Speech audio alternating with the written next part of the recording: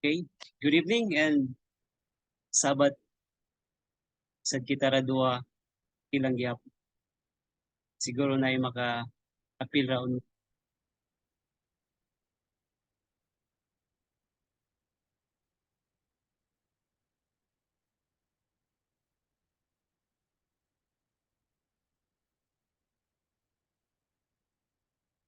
So this is our topic tonight sa Zoom na to, no? Na topic title there, the biggest crime ever in Philippine history. So this is a quite interesting, no? Sa new to us subject uh, na truth.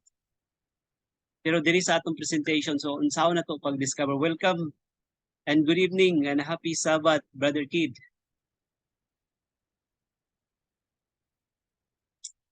So welcome, nakasulod na si Brother Kid.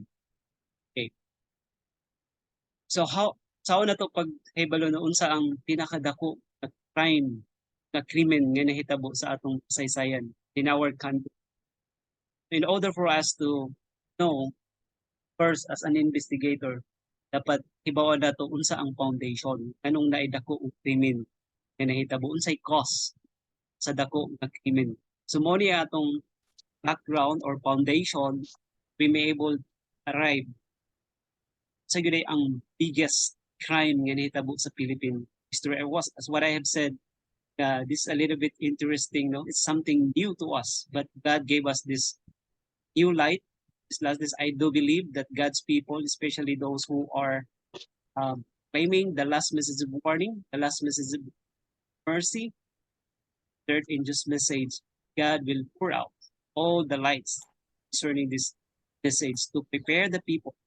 Because we know that we are now living in the last days, that we know na doon na yun bubalik natin, So welcome once again our David brothers, sister in Christ sa atong Zoom meeting karon.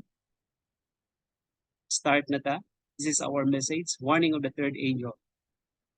Rome and America, the framers of the. So what is this all about? So to give you little background anong ni na-come up na aning study this evening. Actually,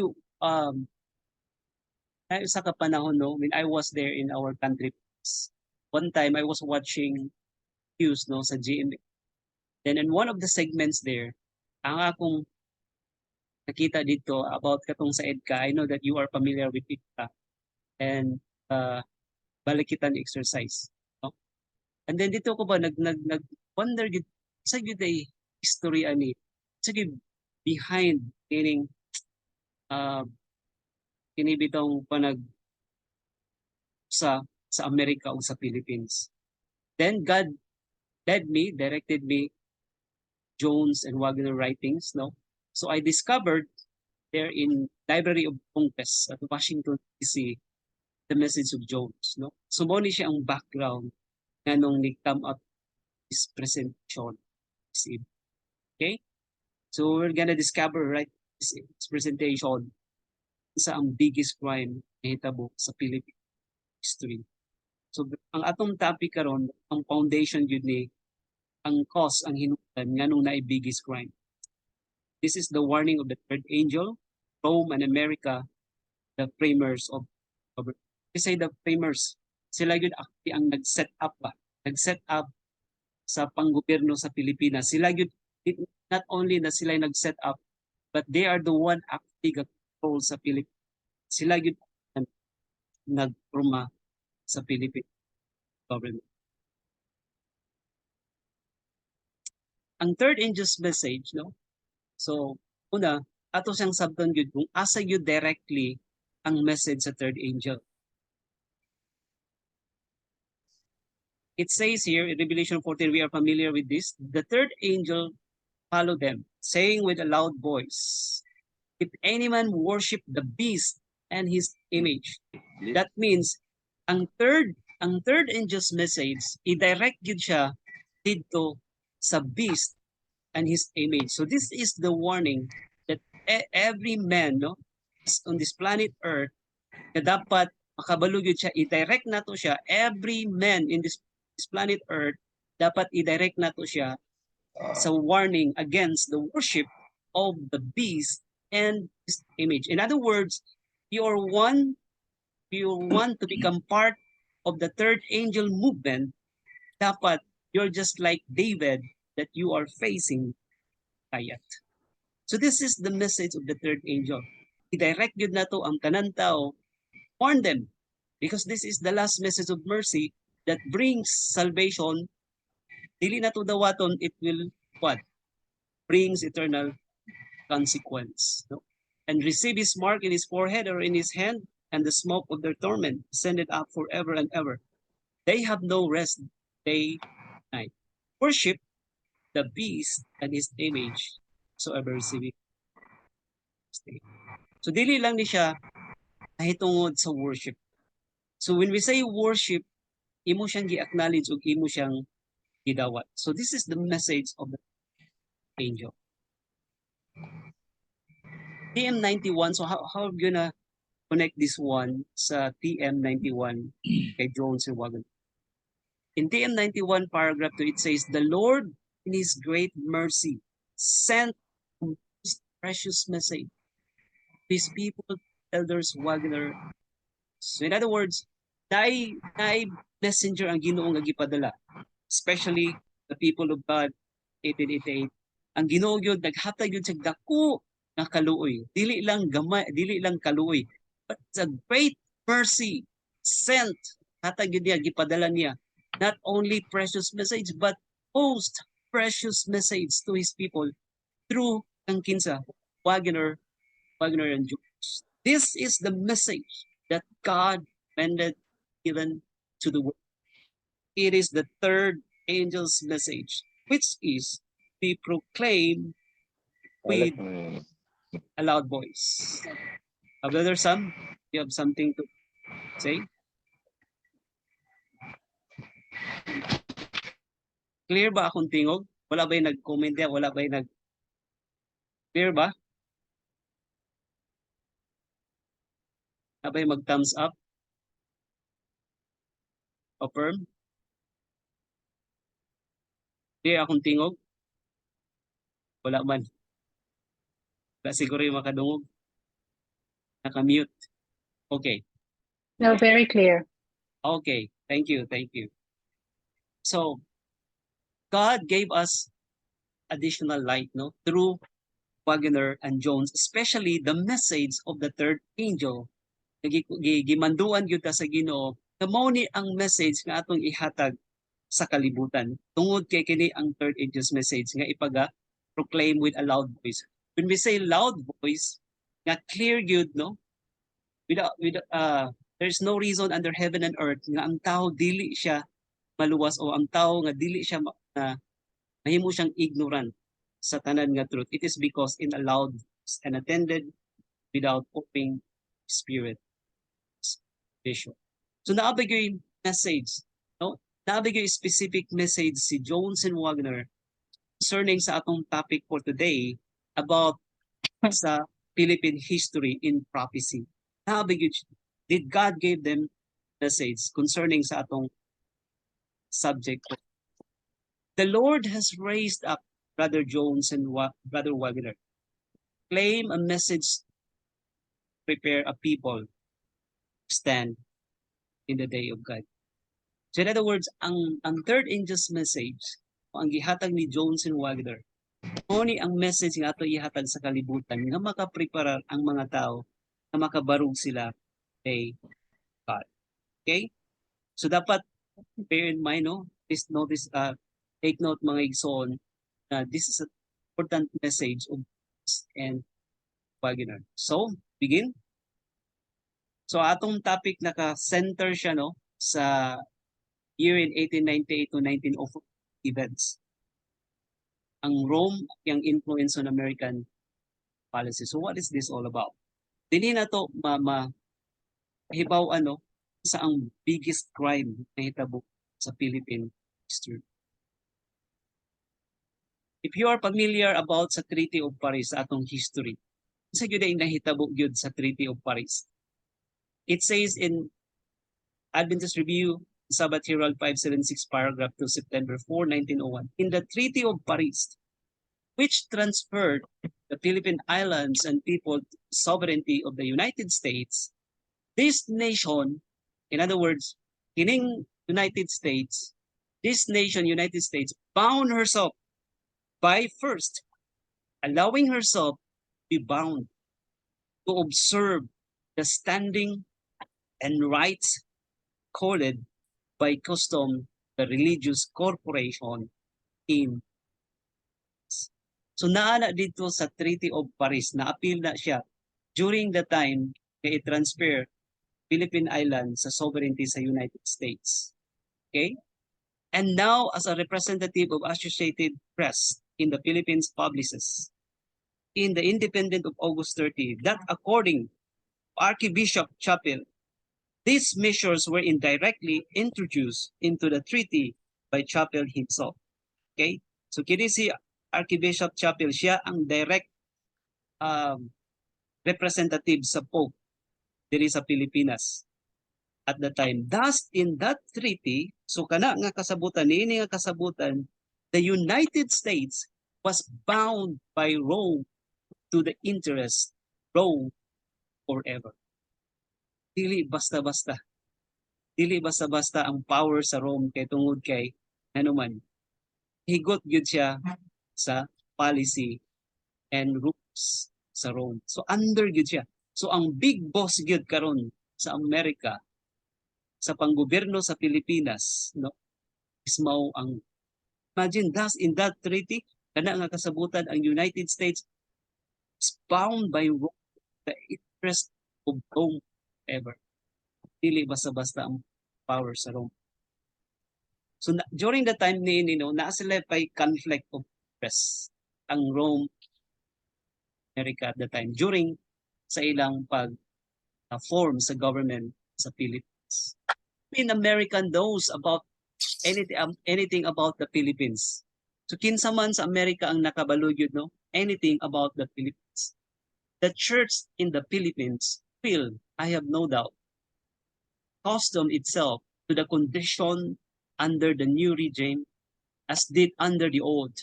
The church will accept the conditions that are to be just as she accepts them in this country. All the civilization that people of the Philippines have has been received from where? Asa ay ilang ang tanan nila, nahimo silang civilized sila from the priest. They are the representatives of social and civil order in the islands. People were taught by the priest and they were taught much. The priest will uphold this government as they uphold government in Spain. That is, as the representatives of all order, they will uphold the existing government. What does it? So kung unsa ang old civilization during for more than 300 years, ang government sa Philippines will continue the same civilization sa 330 years na naa sila na ilalom sa mga Spaniards. Grabe, no? This government will have to depend upon the priest to a large extent for their moral influence in the interest of law. And dili basta-basta nga pag-frame up sa mga Pilipino. And what must the government do to avoid antagonizing priest? Kay mag-away man gyud, no? Kay magpadayon man ang law and order, magpadayon ang panggobyerno sa Imperial Rome sa panggobyerno sa Pilipinas, and the Americans, no, sila ang modumala sa mga Pilipino sa Philippine government. So naagyoy conflict, naa pa sila conflict of interest. How much can it do in the direction of establishing civil and religious freedom the islands without antagonizing the priest? In other words, sa Philippine Islands. How much of the papal program is in harmony with such liberty? So unsa man kadaghan, unsa man ang mga programa sa papal na muhaon siya, harmonize siya Yan ang mga kagawasan. How much of it has been taught the Philippines during the 400 years that Rome has ruled in the islands at Shiplist? Sumuni ang mga pangutana sa may outcome niini during at the time. These questions answer themselves to every person who knows anything about papal history and the papal system. So kung kabalo ka sa papal history, the papal system, you can answer those questions above. Previous slide. That system and the system of civil and religious freedom set up in America by the men who signed the Declaration of Independence and created the American Constitution have about as much in common as have day and night. Now, kita na to nga lahi gyud no in the first place no ang America she was pure in the and we know sa ang government sa America no during that time na nag-start siya she was pure she was pure. But here comes mag-abot ang duha ka government, the Rome and the Americans. Namura ni sila og day and night. Establish the latter system. In other words, kaning ang American government in the islands would be to interfere directly with the system Rome has cherished for centuries. So magbangga gid sila. So unsaon man karon sa Amerika nga dili siya mabangga sa papal system no sa iyang panggobyerno sa Rome. And who can suppose that this can be done without antagonizing the priest? And the papacy has warned the government not to antagonize in sa may musuko. Is this not that Revelation 13? Who can make war against this beast? This papacy, kinsa may makig-away niya. Kinsa may makapag-antagonize sa Rome. And the papacy has warned government not to antagonize. Whether like it or not, ang mga Pilipino under gyud siya sa papal. Okay? The Filipinos know what papal rule is. So ang giingon ni Jones, according to Jones, katong mga Pilipino that time, na under sila sa papal system. Their bitter and determined antagonism, the priest and the various religious orders in the islands speaks volumes upon this point. So ang main issue yun, no, at that time, no, during sa pag-reign sa mga pag-possess sa Americans, no, sa United States government sa Philippines, ang issue gid ang mga Pilipinos dili gid sila gustong stay magpadayon ang papal system. But because wala sila mahimo, because they were under the US government and then the American government, US government under siya sa rule sa papacy. So mo ni ang nahitabo, they are fighting for their freedom. And they know that this can never be enjoyed under the yoke. So mao gyud to ang ilag yung cry sa una no ang mga Pilipinos na dili gyud sila magpa-under sa yoke. Tabalo sila sa gyud ang papal rule. Pero wala sila'y mahimo. Spain was the nominal ruler in Cuba and the Philippines, but the real dominion was that of the essence of the despotism has oppressed them was the papacy. She has warned the United States not to interfere with that and now boldly asserts that the United States will heed warning. So wala gyud bawat ang America, no, ang United States sa papacy. So she whether like it or not, pailalom gyud siya sa panggobyerno sa Rome. There is a governing power in the Philippines. So naagay governing power ang nagdumala nga gahom sa Pilipinas, which is familiar with the people and conditions there. Since it has been there for hundreds of years, and that power is the Catholic Church. You know what, daghan ba ka mo ani nga mga Pilipino? Though they know, there are many Filipinos know about our history. But to tell you honestly, my dearly beloved, ang atong history, Philippine history, nakapicture na tanan, i-conceal nila pag-ayo sa yun ang ang nagkuntahin nganong niing ani ang atong panggobyerno sa Pilipinas. So nakakonsil na siya. So we're gonna talk that later. Giunsa nila pagkonsil sa ang ilang gihimo sa Philippines na dili gyud mahibaw-an ng tanan nga history sa Pilipinas. Kana tanan is just only a surface pero behind that wala gyud ta nakita ang real story behind sa Philippine history.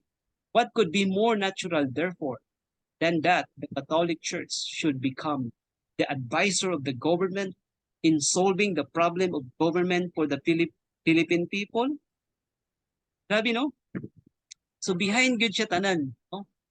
Wala good nakabalong. Even our political leaders right now, tungod kay sila mga new blood, wala sila kabalo gyud giunsa pag-form sa government sa Philippines. Ang Catholic Church should become the advisor of the solving the problem of government Philippine.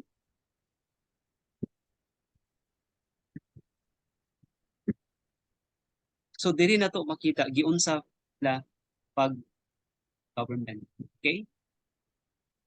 So the opening of the Spanish-American War presented to the papacy a grand opportunity. So katong pag-open no sa Spanish-American War, modo ni ang dako kayo nga opportunity para sa papacy which she instantly seized nga iya dayong igunitan and which she has been working the utmost good at every stage of proceedings since the entanglement of the questions of the priors in the Philippines. She so worked as to draw national government one official communication with the papal government. So naagyo day mga national government no, one official nga iyang gipa-communicate sa papal government. And she secured permission from the United States government to be sent to Rome deal with the papacy around in Vatican. So mo na ni ang pag-set up, yun sa niya pag-set up sa Rome. This commission consisted of 3 persons.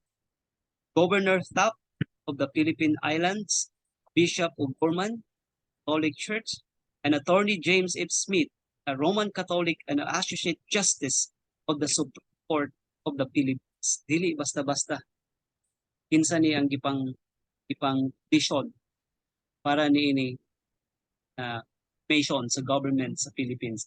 That is to say, the United States government and the papacy are 2 parties to a controversy or negotiation. Kinaaman sila both interest. And we know na naagyod sa United States nga ga-uphold sila sa ilang independence of declaration, sa ilang constitution. They have to strictly adhere, no? Dili na i-repudiate. But karon na to, makita na to kung iunsa sa pula sa papasiba nga musugot nga niya ang United States, ang government nga masulod gyud sa iyang daang, sa iyang litag.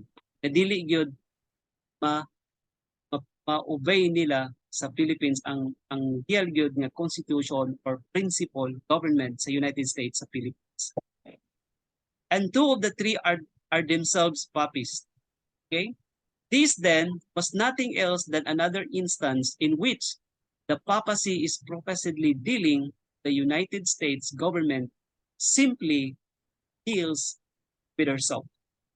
For is there anybody in the world so obtuse as not be able to discern that the papal 2/3 of that commission sent to deal with the papacy inevitably work for the interest of the papacy first all?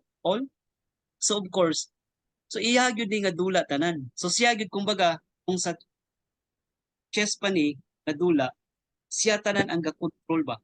Iya tanan siya nga game. And they would represent the papacy instead of the United States. Of course, dili gyud ang United States kung iya gyud i-represent ang iyang kaugalingon. This 2/3 papal commission went duly to Rome and entered upon negotiations with the papacy, with the result that the question in controversy was relegated Manila as the place of the further consideration of it. and Governor Tap, Bishop, no? And the Papal Apostolic Delegate, Monsignor Guido, as the persons to conduct the further negotiations with the Philippine government, expressly recognizing the official character is Monsignor Guido, and has pledged itself over Mr. Tap's signature, treat with him as a duly accredited representative of the Holy See, Moy representative sa Rome. And this is but the recognition of the papal government by the United States government in her Philippine possessions and jurisdiction. So tanan, in other words, so tanan yun na kung mabutang na ni sa tanan sa position, ma-decide na ni siya, ma-agree na siya, then ang mahitabo yun, tanan nga haton sa United States is actually is the what? The movement papacy, the papal government. So is dili ba nimo ang Revelation 13 na mahimo na gyud siyang age, di ba? Image gyud siya. Kay siya man sunod-sunod sa unsay bando sa papacy. In the negotiations, so sa negotiation na si Governor Taft, kini si Governor Taft, mo ni siya ang gitahasan yun na mo'y maghimo sa legislative body, no? To propose 4 articles as a basis of procedure and settlement. One of these articles proposed a tribunal of arbitration. So sa usa sa articles ani nga nagpropose nga maghimo sila og tribunal arbitration. So dito na buhaton na sila yung mga dispute sa agreement. Dito na nila isulbaron. Composed of 5 members. So both parties no naay representative i-appoint ang Pope. 2 to be appointed by the Pope, 2 by the Philippine government, and the 5th to be chosen by an indifferent person like the Governor General of. By the papacy, these 4 articles were expanded to 12. Naagi sa papacy, na-extend ni siya. So naa siya kaugalingon gyud ba nga plano gyud nga dili lang ning 4 ka articles. So unsa man na-expand siya sa 12. And this particular one was so changed as to have that arbitration board post thus. 2 shall be named by the Holy See, 2 by the Philippine government, and the 5th by the accord the same. And if such accord cannot be reached, so kung dili ni kini ang ilang giikuan nga maiusa, dili siya maabot, His Holiness, the Pope, and the President of the United States shall come to an understanding as to the choice of said 5th member. So siya gyapon. Negotiations were at this point abruptly broken off so that the matter went further. But this one item shows plainly, so katong nga item shows plainly daw enough how ready is the papacy to set traps by which she shall in the United States government. So in other words po, kini siya nga formation sa government sa Philippines at the same time ang papacy gyud ay hinay-hinay gyud niya gyud nga mamukol gyud United States. So wala always gyud siya under sa iyang pangdumala in such a way that it shall be caused to what? To work hand in hand with the papacy in behalf of the papacy. In other words, dapat gyud duha gyud sila ang mag-form sa government sa Pilipinas. Mag-work hand in hand gyud sila sa sa Pilipinas. If that proposition had been accepted, can anybody believe that four would ever have agreed on the tip when the alternative was that the and the President of the United States should work together in the matter, thus becoming the United States papacy?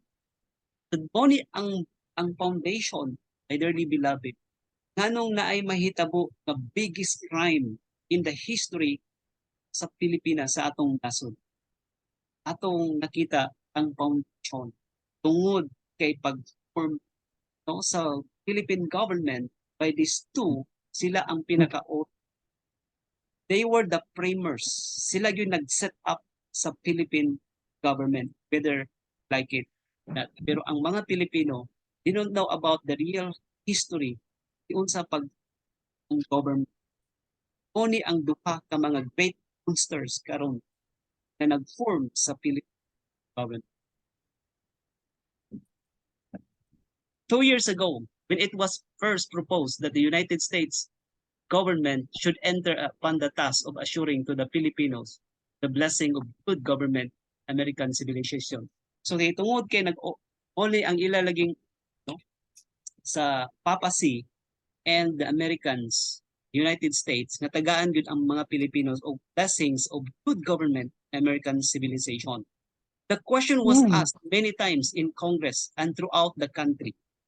So, ang pangutana, no, kadaghan gyud siya many times sa Congress and throughout the country. What will be the model of government that will be assure them? So unsa man ang model sa maayo nga panggobyerno? Unsa man gyud nga model kailang i-form sa government sa Pilipinas? Will it be that of the corrupt city governments of the United States and of the state bosses? The answer is now being given with an emphasis. The Independent November 8 publishes a long article from Harold Martin, the representative of the Associated Press in the which gives indisputable evidence that the government in the Philippines is what? But the reproduction of the worst city governments in the United States. What? In other words, ang Philippine government is just an extension of the worst city governments in the United States. In other words, we are actually wala gyud naka-experience ang Philippines what is Republican. And we know the principle of republicanism. We whether like it or not. This is just like the law of nature. I'm gonna share this a little bit. Unsa ang republic principle. Just like the law of nature. Kung mutanong ka og ang mango, then you have to expect na ang mango tree, mamunga yun na siya og mango. Never na siya mamunga og santol. Never na mamunga na siya pinya. And the same also, once gani nga Republican gani ang imong panggobyerno, republicanism, whether like it or not, prosperous yun na siya nga country. That was from the beginning ang America. Because they were what? A Republican government. Pero kung dili gani na siya maigsoon nga Republican, ang result yun na corrupt yun na siya. And there were many what? Oppression, and there are many crimes nga mahitabo. So mao ni ang nahitabo.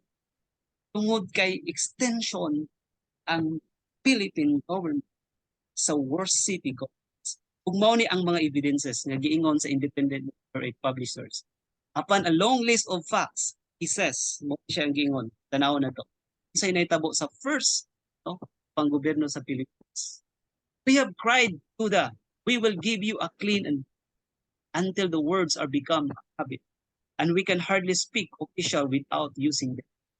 Yet, the two branches of the municipal administration of the city, Manila, that most directly reach and touch the common people are woefully what? Corrupt, incompetent, and dishonest.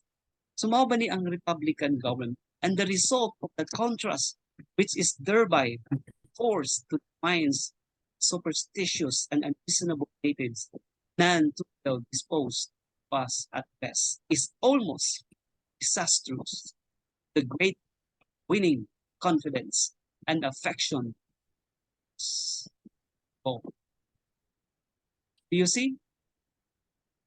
Ang Republican manggod, nga ni siya, my dearly beloved, kasi Republic, ang principle sa Republic, republicanism, is I have to protect life, liberty, pursuit of justice. And your duty is to protect life, liberty, pursuit of justice. So kung kana ang atong panggobyerno, wala gyud oppression, wala gyud corruption, wala away. Kay nga naman, ako mang i-protect ang imong tanan nga property, i-protect ang imong life. Wala gyud oppression, wala away, wala gupot. Mao na ang republicanism. It's not an accident, but it is God-given principle. Right? But how come kung Republican, ngano ingani ang result? Ngano inga naman ang result? So mao na siya, it is because, as what I've said, sa atong gipangbasa ganina, because we are under the imperial, it's no longer Republican. So mao ni ang result sa first gyud sa panggobyerno dito sa administration sa City of Manila. Mao ni ang first. Pero unsay nahitabo? So during at the time, wala gyud kabalo ang mga Pilipinos na from that time sa pag-form sa government, wala ta kabalo hantod karon mao na gyud ni siya. The reason why it is because naingani atong nasod tungod kay resulta ra ni sa history sa panggobyerno nato giunsa nila pag ang gobyerno nato. And the body of the article shows just as conclusively that this corruption in government is not at all confined to the municipal government. What does it mean? Dili lang siya na dito na corruption na hitabo sa government sa Manila. The shirt of Nessus. I don't know if you are familiar with this kini siya nga saying, the shirt of Nessus has been put on and it's dreadful. Now surely it has been. And this is a shirt of Nessus, just like this is a poison ba? This is a poison. Kini siyang the shirt of Nessus. You have to take that on para masabtan ni unsa nay pasabot ang shirt of Nessus. So morning nahitabo result sa panggobyerno sa Pilipinas sa ilang gibo. When the commissioners met at Paris, this is another issue. When the commissioners met at Paris, make peace between this country and Spain, ang American ug ang Spain, it will be remembered that the Philippine government, of which Aguinaldo was the head. So mo ning panahon na nagkuan si Aguinaldo, no? Na-appeal sa Philippine government, the first president, no?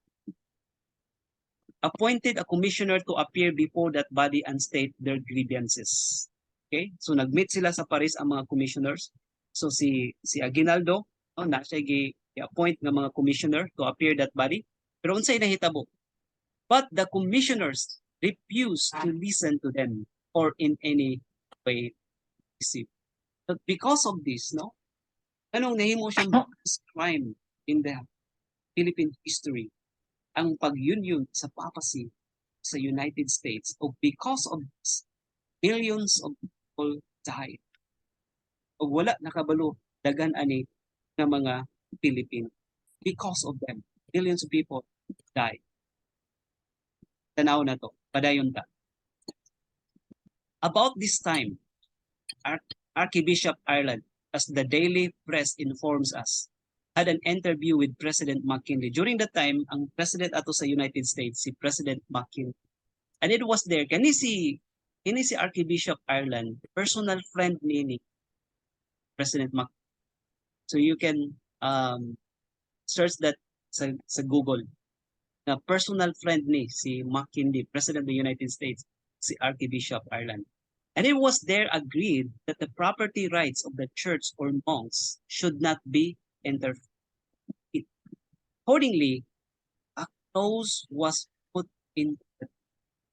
So naa siya, naka-stipulate siya dito, no? I-indicate yun siya. Na naay naka-close dito sa treaty. Unsa man ni? That all the property rights that existed under Spain be accordingly respected by the American. Dili gyud tabdan ang tanang property. And you know what? Giunsan ni sa mga Spaniards, sa mga priors, pag-obtain sa mga property, kabalo mo giunsa, the same ang nahitabo sa Philippines, sa Mexico during that time in 1858. They did not purchase this property, no, o rights nila, but by means of confiscation. In other words, they robbed wealth. Dili ni itong kailan ning na-purchase, but it was confiscated. So the people of the Philippine Islands found that practically everything they had fought for against Spain would be lost if the American government's supremacy was. So hopeless gyud talgi mahitabo sa ila at that time. Kay ngano man padayon man gyud ni naa man gyud siya sa treaty sa kasabutan, naka-close man, naka-stipulate man.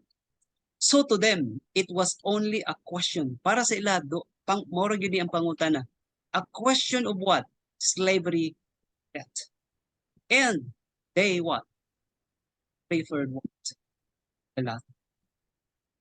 So sad. The history. This is the greatest, biggest crime na nahitabo sa Philippine history. But because of this union, papacy, and billions of lives.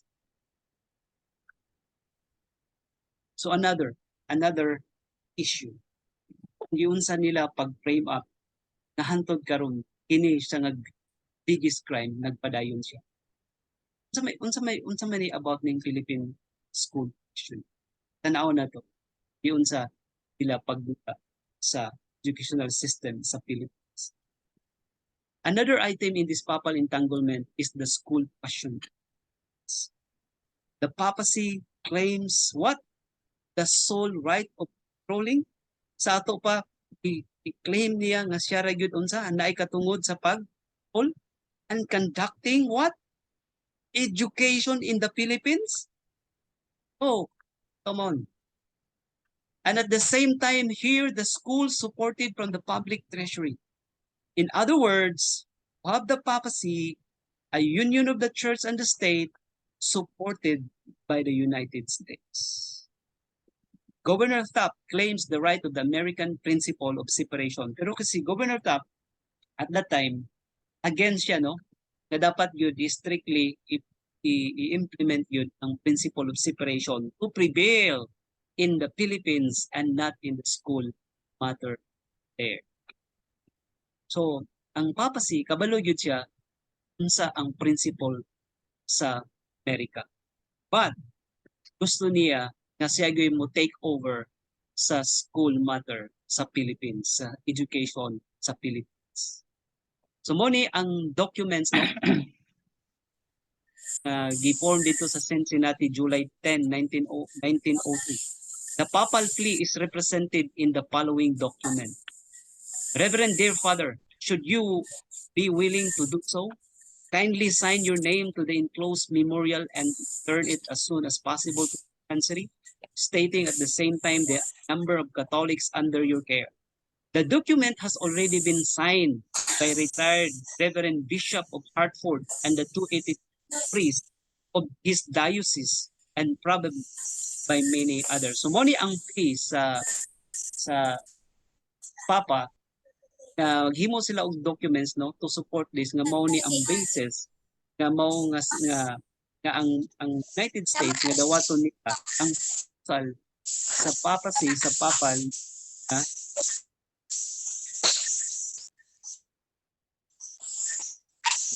paki na ko please mute sa inyo queue.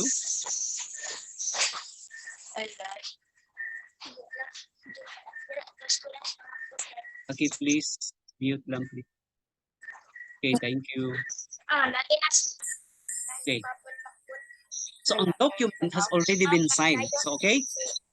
Sa ato pa during at that time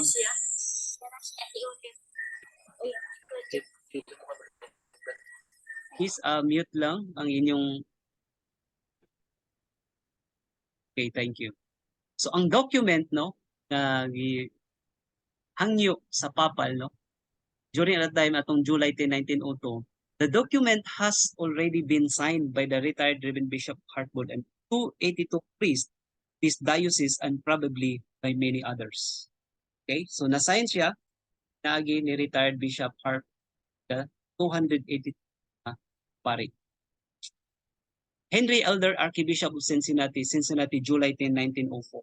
So pagka 1904, address ni dito sa President sa United States to His Excellency Theodore Roosevelt, President of the United States.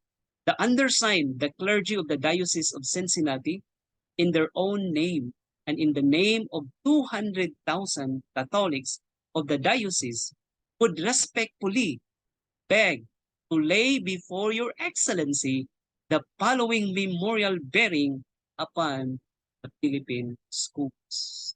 Wow.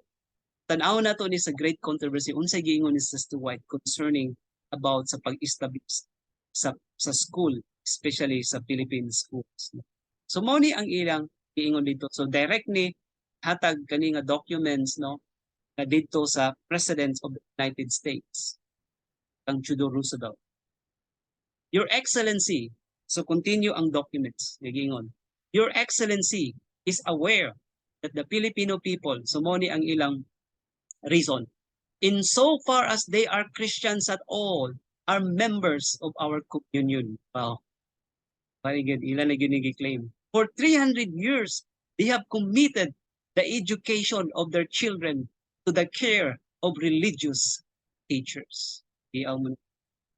Di basta-basta na pag-mold sa education sa Imperial Rome. To the training thus imparted to the natives owe their present status as a civilized and a Christian. We respectfully submit that, in our judgment, that the abrupt and complete breaking away from this system of education and the adopting of another entirely devoid of religious coloring, coupled with the violent disruption of venerable tradition, which must necessarily ensue, would be a grave hindrance to their progress in civilization and impede unnecessarily our peaceful and successful government of the archipelago. Sabtan ba nato unsa gyud ang main nga pasabot sa Papa sa iyang letter documents sa presidente sa United States of America? What does it mean? Siguro makasabot mo what is the implication or what's the implication. Usa lang yun ang gipasabot ani sa papacy nga ang tanan nga mga Pilipino bow down yun sa iyaha pinaagi sa sistema sa pang-edukasyon. In other words, tanan nato nga natun-an dapat kana nga tanan nga mga education gikan sa iya. Ato siyang i-worship. Wala kabalo ang mga Pilipino diyon sa pag-set up, pag-frame up sa papacy through the United States. We respectfully continue sa documents. Ingon sila ang Catholic Church. We respectfully submit the clause of the Constitution. So naka-stipulate sila ang Constitution, no? Ha? Which requires the absolute separation of church and state. So ilaning i-acknowledge sa Catholic Church na submit yun sila sa separation church and state was intended by the framers of the document with the United States of America. And not sa daw? And not those which obtain in the Orient and among a people unanimously one form of religious belief. So what does it mean? And the Catholic paper from which these documents are copied, ini siyang Catholic paper na documents, nakakopya ni siya, the Church Progress of St. Louis, enforces what? Sa daw? Enforces the plea of the documents with the following editorial endorsement. So naa say kopya na ang kining gi-enforce nila ang kining plea of documents sa Papa, no? With the following editorial endorsement mo ni siya. While our government has been far from doing the right thing by way of recognizing American Catholics in the Philippines, we believe justice will eventually prevail. For that, the demand of 15 million, how many? 15 million nga demand sa mga American Catholics is somewhat a guarantee. So mo ni ang iyang panggarantiya niya na nagdemand 15 American Catholics somewhat guarantee. It is one which no administration dare pa po na iyang guarantee sa papacy. Against Governor Taft's holding to the American principle of separation of church and state. So niingon ang Catholic Church nga ini si Governor Taft, no, na mo untay mag member sa legislative body, siya ang maghimo sa law sa panggobyerno sa Pilipinas. Na unsa gingon? Against Governor Taps holding to the American principle of separation of church and state. The papacy sets up the argument. So giset up niya argument mo ni siya. The Constitution of the United States does not apply in the Philippines. Dili daw unsa daw? Ang Constitution sa United States does not apply in the Philippines. And since that is exactly what the Supreme Court has decided. So unsa mo na nimo? Nga ang Supreme Court mao na may decision who can deny the legality of the papal contention. So kinsa may mo deny ana? Legal man na. Kinsa may mo bangga ana karon. So dili gyud makakuan ang United States. And since the papacy has the highest possible legal basis for her claim that the Constitution does not apply in. So what kind of government na ilang i-implement niya ay sa Pilipinas? Dili man i-apply ang Constitution of the United States. Kung unsa may naa sa Constitution of the United States, unsa man ang naa sa Declaration of Independence sa United States, unsa man day ang form of government sa United States, nganong nahimo siyang prosperous ang United States? It is because of what? Upheld their principle nga gihatag sa Ginoo sa ilaha during the time na dili pa sila na-corrupt, wala pa sila nag-apostasy. So mo ni gipasabot sa Papa, sa Catholic Church. Dili gyud dapat. So karon kinsa man gyud ang mudaog sa ilaning padayon ka. She holds distinct vantage ground in her claim that the system that has prevailed there for 300 years shall what? Continue. Sa ato pa, walay mausab ever since at that time na ang Pilipinas giunsa daw gisudlan sa papacy. And that is what? Papal system na. Order na. Dili na nila pwede nga imo na siyang banggaon kung unsay order. For more than 300 years, kaya imong iusab? No. Dili mo sugot ang papa ana. O na siya kay that is a papal system with the splendid addition. Yaw. Napay splendid addition. Sa mani, that the authority of the United States government is now included in the papal system. So unsaon man na nimo? Mao ni ang duha ka union na walay power diri sa kalibutan, no man powerful na makabulag niining union between the papacy and the United States. And that this shall be firmly secured, she proposes to swing in the United States itself the political power of the man of billion American Catholics, a guarantee which no administration there. Sao man na nimo? If you are the President of the United States and this is the appeal, this is the plea documents of the papacy, dili ba ka musugot? Imo bang ipadayon ang imong interest sa Philippines as ikaw ang nakaposes sa Philippines as your extension being as Imperial America? Wala siya mahimo ang Amerika sa papacy.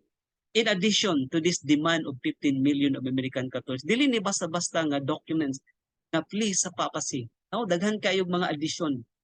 In addition sa kining 15 million American Catholics, which no address there na, and as a further strong security, further strong security, that her system and conniving will and shall prevail till it is good.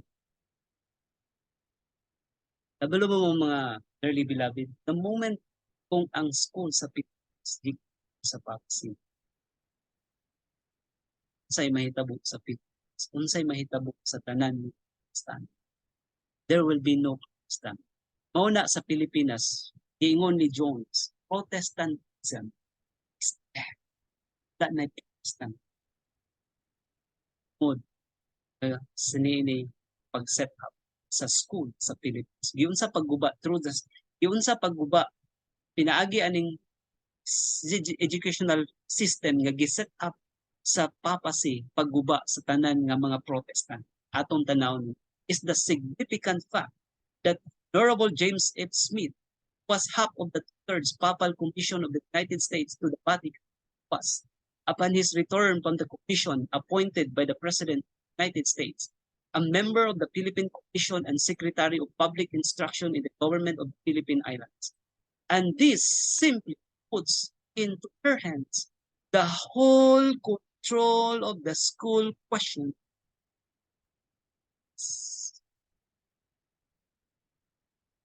Makalilisang limuson. Whole control of the school question in the that is why, as what I've said while ago, ini atong Philippine history nakapilter nito kay control ang tanan nga mga books nga niabot sa ato dito sa Pilipinas, tanan nga educational system, tanan nga mga books, tanan nga mga information, tanan sa paksi. So that is why all Filipinos are all what? They are all deceived, they are all blinded. Ang tanan nga mga Filipinos, wala sila kabalo what is the papal system term sa educational system. Control ni tanan. O na nga wala gid sila kabalo ang tanan nga Pilipino sa Juday ang pag sa Pilipinas. Giunsa nila pag set up, pag frame up these two great monsters, America and the papacy. And what possible prospect can there be of Governor Taft alone stemming that papal tide in the Philippines when the tide is so industriously fed not only from but from Washington itself? This is not only but at the same time iya pong ginakon United States. They established what? According to Great Controversy. Ingon din ni Sister White, according to the Great Controversy, page 235, paragraph 1. Nganong i-control sa papacy ang school sa Philippines? Kay unsa maday ang mahitabo kung makontrolya ang school? O ni ang giingon sa Great Controversy. They established colleges for the sons of princes and nobles and schools for the common people, and the children of Protestant parents were drawn into an observance of his rights. All the outward pomp and display of the Romish worship was brought bare to the mind and dazzle and captivate the imagination, and thus the liberty which the fathers had felt and had was betrayed. Sa review purpose, anong nakon sa papacy ang system sa education sa Pilipinas? Because ang iyang one of the purposes is to destroy stance na musulod sa Pilipinas. Wala gyoy sa na maka-protest. Na ang should be. Kinsa may mo protest sa iya karon. Tanawa ang kanibitang Sanderes. Kinsa may nagtudlok sa ato nga Domingo ang pampahulay nato. Ganong close ang tanan nga establishment. Tungod na sa school. Para ang mga Protestant wala na mo protest. Even the 70 Adventists wala ni protest. Kay tungod kayon sa man. May gitudlo sa school. Ang mga holidays appeal na dito. Usa ni sa iyang purpose to destroy Protestantism. If you continue to read this one, now when you read this is in page 235, paragraph 1. But when you read backward, page 234, giingon dito, nga iyang purpose is to destroy Protestantism and to regain the papal supremacy. So dinhi siya maka-gain og supremacy sa pag-establish sa school sa Philippines. Mao na naningkamot gyud siya nga ma-establish na siya gyud mo control sa education sa Pilipinas according here sa atong basa. And this is put into her hands the whole school question. Under various disguises, the Jesuits works. Another, ano establish ang school sa Philippines? Under various disguises, the Jesuits worked their way into offices of state, climbing up to be the counselors of kings and shaping the policy.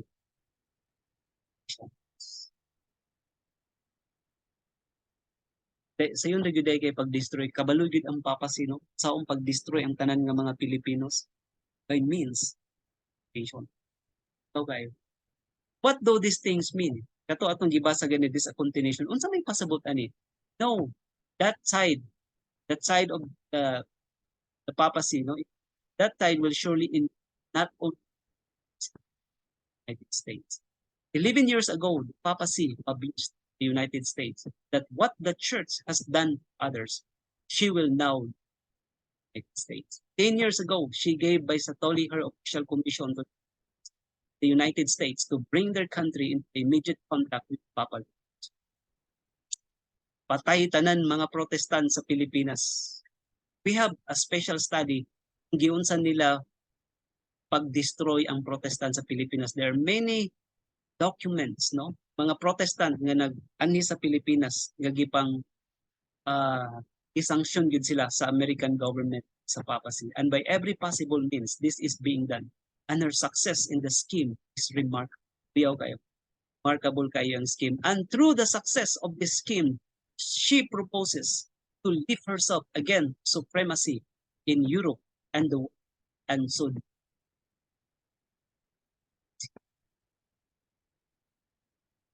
who is like unto the beast? Is mao ba ni ang Revelation 13:4? Who is like unto the beast?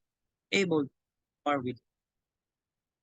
Wala gani wala man gani nahimo ang American government sa papacy kinsa ba ka makigpar ini beast. It is. So this is our last conclusion. This is the biggest crime.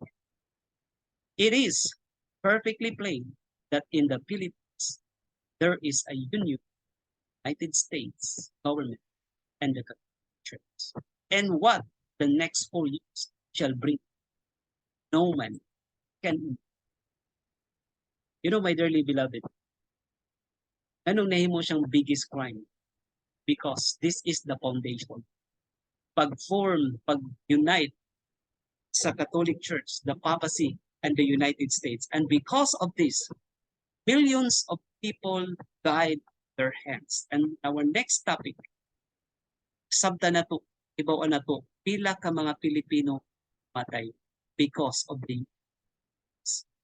United States government and so they are the biggest, so they were the biggest criminals in this.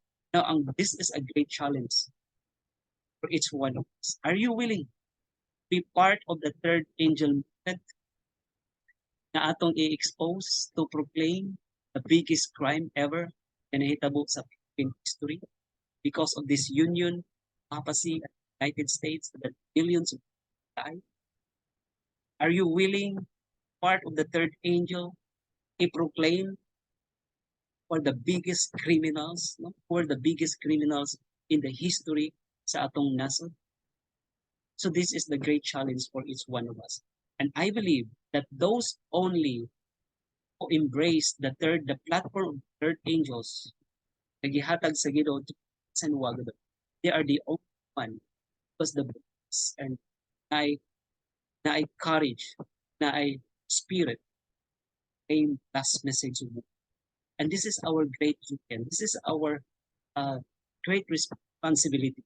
We as a Filipino, na nakita na to, nag-reveal sa Ginoo sa to in the last days. And what will be, we're going to next, no? With the next event, no? Nga mahitabo, ani. So, next presentation, atong tan-awon, pila kami nga mga patay sa sa Pilipinas by these great monsters. And then you know what? I'll give you an idea, and I will give you another light or any news update regarding this one. Na ang Philippines is a gateway or magnet. Because of this, hindi siya nga panghitabo nga events nga nahitabo sa Philippines. Actually, ang is a gateway or magnet. Wala kabalo ang papacy, United States, America, sila gapulpil sa prophecy na ang gihimo nila sa Philippines, this would kani siya ma-expose sa tibuok Naun sila gihimo, what they did to the Philippines is actually this is the message nga ma-expose sa biggest crime sa Philippines and the criminals exposed sa Philippines.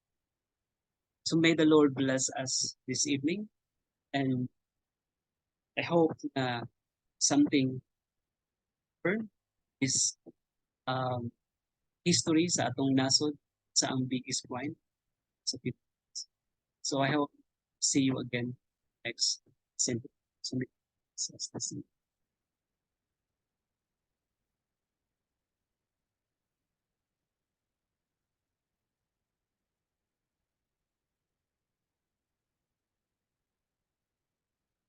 When our worship, no, kantata, then after that, you have some questions, clarification, any reaction after sa closing prayer sa atong closing closing song.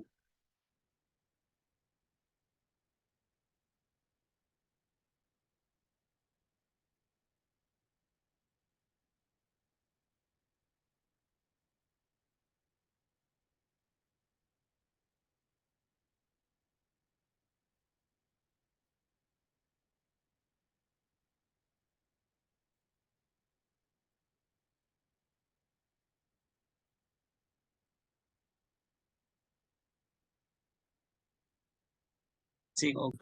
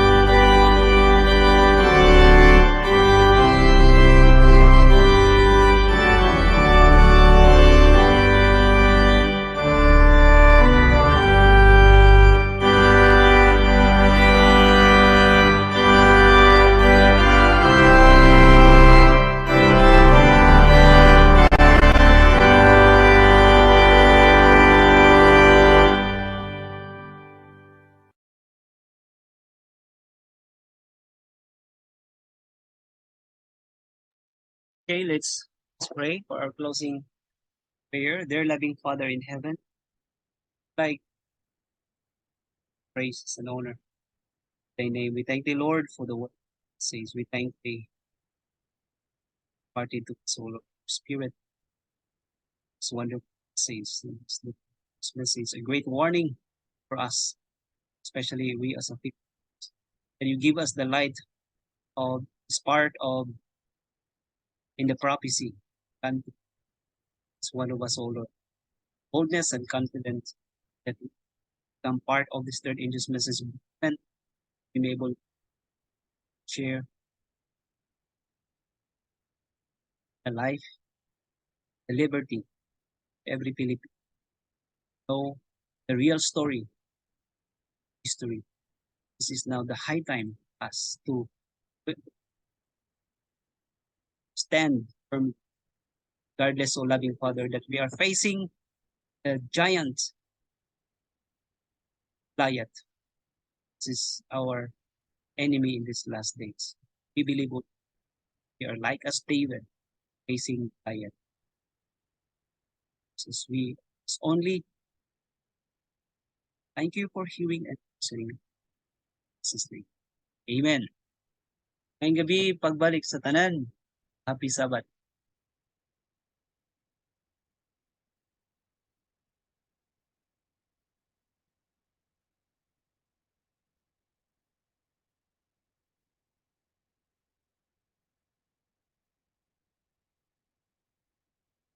Good evening. Ay motingog. Good evening. Happy Sabbath.